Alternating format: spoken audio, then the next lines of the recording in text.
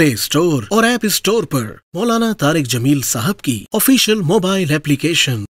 माँ बाप भी जब समझाते हैं तो डांट डपट के, हमारे उस्ताद कारी भी जब समझाते हैं तो माशाल्लाह डंडे मार मार के, डंडे में भी तेल लाया होंगे चंगी तरह टिक के पवे।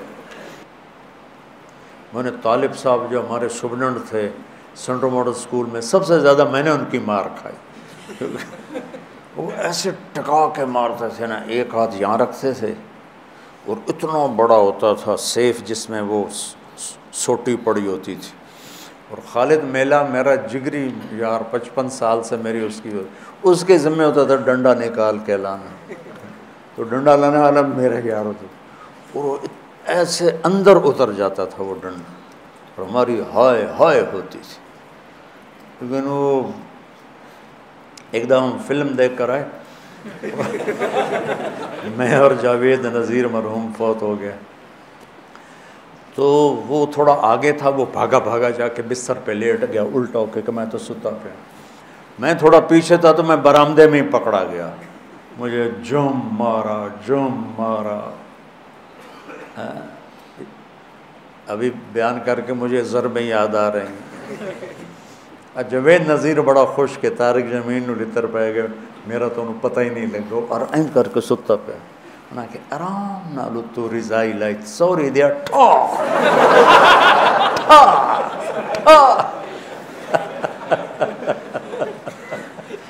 ये बहुत गलत तरीका है, बहुत गलत तरीका, पता नहीं कहाँ से आ गया। दीनी मदरसों का भी यही हाल है और ये स्कूलों का भी यही हाल है और माँ बाप का भी यही हाल है कि माँ बाप अपनी बात उतारना चाहते हैं डंडे के साथ, शिद्दत के साथ, सख्ती के साथ। कई दफ़ा मेरे पास मासूम बच्चियाँ बच्चे जो वो मेरे नंबर, मेरा पर्चा अच्छा नहीं हुआ, अब मेरे नंबर थोड़े आएंगे, मेरे माँ बाप मुझे बोंड डांटेंगे, मैं क्या करूँ। मैंने कहा पुत्र मैं क्या करूँ, कोई दम ज़रूर पड़ा, कोई तो तावीज़ दे माँ। वो नादान माँ बाप हैं जो बच्चों को कम नंबर आने पर डांटते हैं। इन वालदैन ने अपनी सबसे कीमती दौलत बर्बाद कर दी, ए पर, बी पर, सी पर। इसको तालीम थोड़ा ही कहते, तालीम तो समझ का नाम है, रट्टा लगा के पढ़ लेने का नाम तो तालीम नहीं है। हमारा दोस्त था अनपढ़ और वो बहुत बड़ा कारोबारी, समझ का ताल्लुक पढ़ाई से नहीं, तो उसने कपड़े के शर्ट्स की दुकान खोली। तो उसकी बीवी पढ़ी लिखी थी, उसने कहा देखो 1 shirt for 1 pound and 3 shirts for 2 pound, ये तू याद कर ले, जोड़ा गा कब तो ये आखना है। ठीक है। अब एक औरत आई, वो रास्ता भूल गई थी, वो उसके स्टोर में आ गई,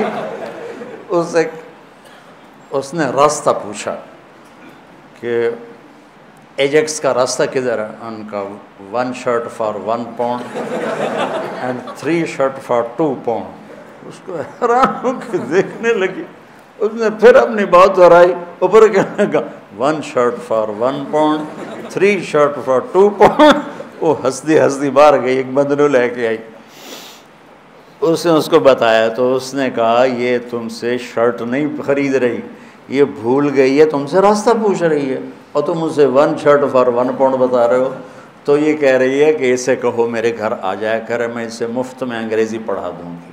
तो हमारे जो आजकल के वालिदैन हैं ना, वो ऐसी तालीम के पीछे डंडे उठा के खड़े हुए हैं कि बस तेरा इतने ए आने चाहिए, ए आना, अच्छे इंसान बने। रिस्क यहाँ लिखा है, डिग्रियों पे नहीं लिखा हो।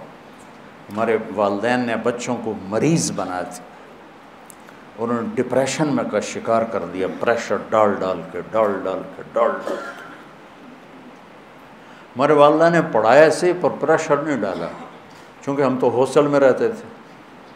एक दफ़ा गवर्नमेंट कॉलेज लाहौर माशाल्लाह मेरे 1000 में से 90 नंबर आए।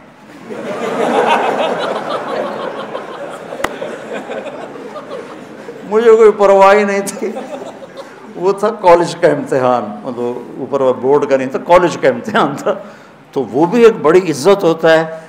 मैं बड़े फ़ख्र से बताता, कोई है जिंदे 1090 आए होने, मेरे आए। तो हिदायत होता है किसी को प्यार मोहब्बत से समझा के अंजाम बताना है। हमारे बच्चे तो ज़बह हो गए स्कूलों पर और पढ़ाइयों पर और ट्यूटर और ट्यूशन सेंटर। उन बेचारों की जो पनपने की उम्र थी, बढ़ोतरी की और अकल की ग्रोथ की उम्र थी, वो सारी बर्बाद हो जाती। फिर जो ही सर निकालते हैं नाफरमान होते, चूँकि उनके जो न्यूरॉन्स होते हैं वो 3 साल की उम्र में स्कूल जाते हैं, वो जलना शुरू हो जाते हैं।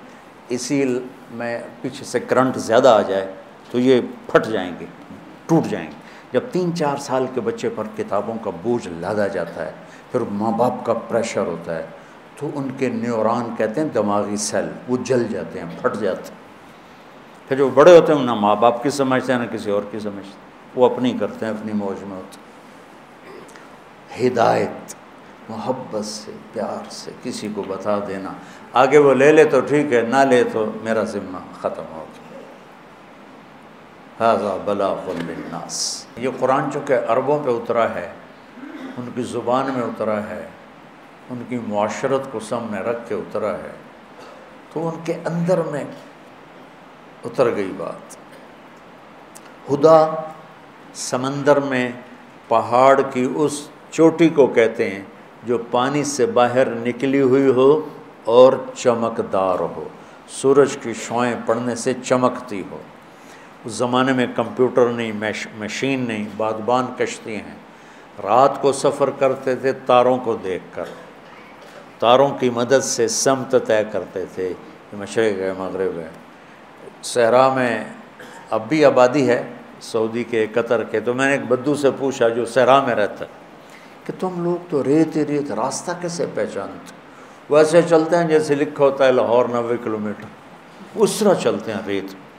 तो कहा हम सितारों का इल्म जानते हैं, हम सितारों को देख के चलते, पर दिन में वो इतना हमारे अंदर होता है कि हम उसके मुताबिक चलते रहते। रात को चलते थे सितारों को देखकर, और दिन में चलते थे इन रोशन चोटियों को देखकर कि ये जगह जगह थीं, और उन्होंने उनको मुतय्यन किया था यहाँ से जद्दे मुड़ना है, यहाँ से यम्बू मुड़ना है, यहाँ से अदम मुड़ना है, यहाँ से अक़बा मुड़ना है। तो वो उन निशानियों को अगर खो देते थे तो भटक जाते थे। और उस ज़माने में कोई मवासलात नहीं थे कि भाई हम भटक गए हमारी मदद को पहुँचो, ऐसा तो फिर वो कश्तियाँ बर्बाद हो जाती थी। तो हुदा ये ज़िंदगी के समंदर में वो रोशन चट्टान है जो इंसानी कश्तियों को रास्ता दिखाती है कि ये रोशन चट्टान है और ये ज़िंदगी का समंदर है, और ये तारिक जमील एक कश्ती है और इससे रास्ते की तलाश है। तो अल्लाह कहता है उस चट्टान को सामने रख, यहाँ से तेरा रास्ता दुनिया की इज़्ज़तों को भी जाता है और आगे जन्नत को भी जाता है। वो क्या है? ये है वो किताब, हुदन लिल मुत्तकीन। सूरह फातिहा में हमने कहा या अल्लाह हमें वो चट्टान दिखा। ये अरबों के मुआशरत के लिहाज से तर्जुमा कर रहा हूँ। वैसे तो हिदायत है सीधे रास्ते की रहनुमाई फरमाना, प्यार के साथ, नरमी के साथ। ओए नमाज़ पढ़, ये भी हिदायत का रास्ता। मेरे भाई आप नमाज अदा फरमा लें, तो ये हिदायत, पहली हिदायत नहीं, पहला सोटा है, दूसरी हिदायत का रास्ता दिखाना है प्यार मोहब्बत से। तो वो रोशन चट्टान जो इंसानों को रास्ता दिखाती है पानी के समंदर में और मंजिल का पता बताती है, ज़िंदगी के समंदर में इंसानी कश्तियों के लिए कुरान वो चट्टान है जो उन्हें ज़िंदगी का पता बताता है, आखिरत का पता बताता है और सही मंजिल तक पहुंचा देता है। जब अल्लाह ने हमने अल्लाह से दुआ मांगी या अल्लाह में हिदायत दे, तो अल्लाह ने हमारी दुआ कबूल करके फरमाया अलिफ लाम मीम ज़ालिकल किताबु ला रैब फ़ीहि हुदल लिल मुत्तक़ीन। लो तुमने मुझसे हिदायत मांगी थी ना, तो लो ये किताब आ गई, ये हिदायत का ज़रिया है, ये हिदायत का सामान और सबब है। और ये ज़ालिकल किताबु ला रैब फ़ीहि में ऐसा दावा है जो कायनात में ना कोई कर सकता है, ना करेगा, ना किसी के बस में है सिवाय अल्लाह। जो कुछ इसमें लिखा है इसमें कोई शक नहीं। शक खुद अरबी ज़ुबान का लफ्ज़, रैब का तर्जुमा शक नहीं है। शक किसे कहते हैं? कि एक आदमी वहाँ वो मिल्लत रोड पे खड़ा है, उसको पता ही नहीं कि मदरसा हसनैन किधर है। तो कभी इधर देखता है, कभी उधर देखता है, कभी कहता है ये रास्ता जाता है, कभी कहता है ये गली जाती है। इस कैफियत को शक कहते हैं। इसमें आज ये कैफियत शदीद है। दूसरा लफ्ज़ है मिरिया, वो भी दिमागी शक वाली कैफियत होती है, लेकिन शक से ज़रा हल्की होती है कि वो उसको थोड़ा गुमान हो जाता है कि ये जो डबल रोड जा रहा है ना, ये जा रहा है मदरसा हसनैन को, और हो सकता है ये भी हो, लेकिन मुझे लगता है ये है। इस तरह हो गया, एक तरफ ख्याल वाज़े ज़्यादा हो गया। ठीक, इसको कहते हैं मिरिया। रैब किसे कहते हैं कि वो यहाँ ग्रीन टाउन चौक पर आता है और एक सेकंड के लिए कहता है मदरसा हसनैन किधर है। अब ये किधर है भी पूरा नहीं हुआ कि उसकी नज़र पड़ जाती है हमारे बोर्ड पर मदरसा हसनैन, वो किधर, वो ये भी ज़्यादा है, ये भी ज़्यादा टाइम है।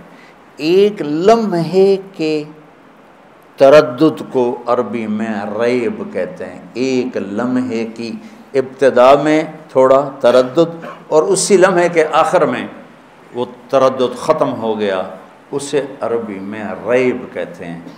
तो वो शहनशाह कह रहा है, वो मेरे बेवकूफ़ बंदो, वो मेरे प्यारे बंदो। अल्लाह ताला लाड से पुकारता है, कभी डांट के पुकारता है।